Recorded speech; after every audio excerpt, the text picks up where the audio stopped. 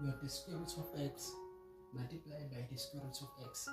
So we know that if we are multiplying the squares, we create a big square, and then inside you should multiply those variables that they're giving you inside the square root. So in other words, let me use a dot here. So this represents a multiplication. So then we know that if we can multiply x and x, we get x squared. So the square of that number. So we have two x's here. So the final answer will be x squared. Oh, it's not the final answer. We are informed that the square root actually means that we have half of the exponent. So if we have x here, that means it is square root of the half. I don't know whether you get that. So then let's break this. So we are going to end up with a square root,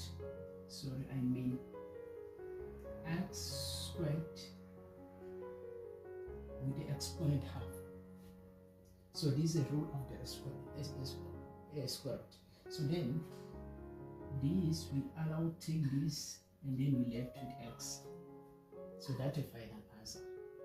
So let's look at x multiplied by y. Now the variables are different. So what we're going to do, again, we introduce the big square,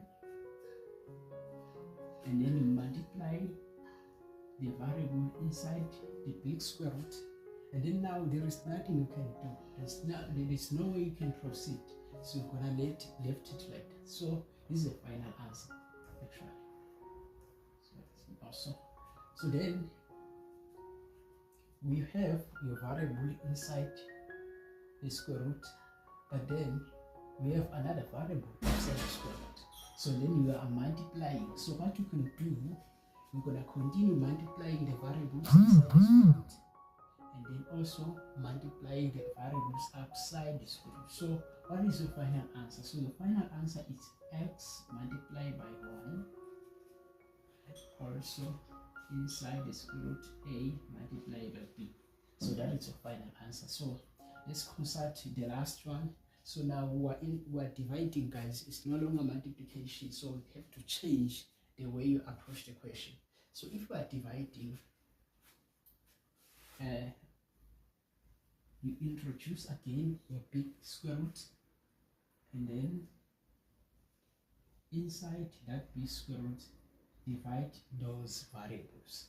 So that is for laws of exponent. Join another video where you're going to look at the examples and then see what you can do with what we have on the laws.